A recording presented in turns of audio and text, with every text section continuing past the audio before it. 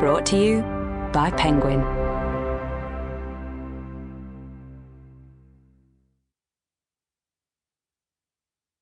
Beach Bodies by Sienna Sharpe. Read by Meaghan Martin. Prologue. I blink slowly, watching the world fuzz in and out in the clear honey light falling on us through your apartment window. The window is dirty. You're not very good at housekeeping. But I don't care. And after last night, I found out how good you are at other things. Even though we just had our first night together, I've already planned in my head that after we get married, you'll be in charge of the cooking, and I'll be in charge of the cleaning. We'll play to our strengths. If you always leave your laundry strewn around, I'll think it's cute. Promise. Each imperfection will be one more reason to love you, and we will never, ever resent each other. I'm only half awake. The scene is like a dream. You're a dream. One I never even dared have. But last night, you changed that. The jut of your hip under white sheets, the drape of your arm, the tremble of your breath fluttering the edge of the coverlet. All so easy, and I never thought love would be easy. Your voice is deep in these early, tender hours as your eyes take me in, and you murmur, "Beautiful." You say it like it moves you.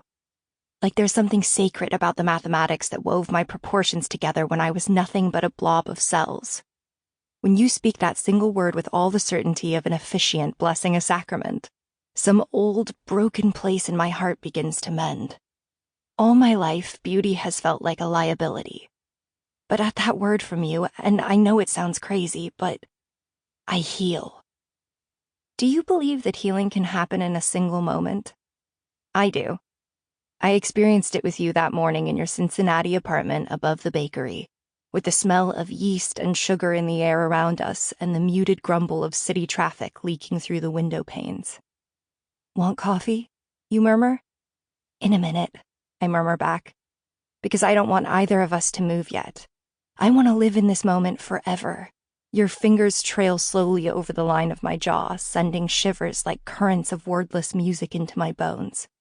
This morning, your touch is as delicate as smoke, but I remember your touch last night. The ferocious urgency that drove us together, tumbling backwards onto your unmade bed as you whispered, "Are we doing this?" And I groaned, "Yes." And our beings cracked open in each other's arms. That was before.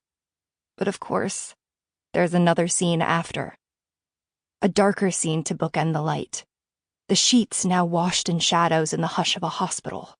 Still the jut of a hip, the drape of an arm, the flutter of breath on sheets, a beeping monitor and quiet, muffled sobs that wrench and yank as they come out.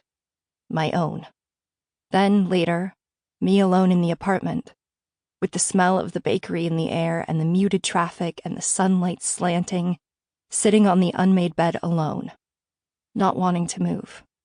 Not because I want this moment to last forever, but because I'm afraid of what the next moment will bring, and the next after that, and maybe if I stay still enough, I won't have to face a future without you.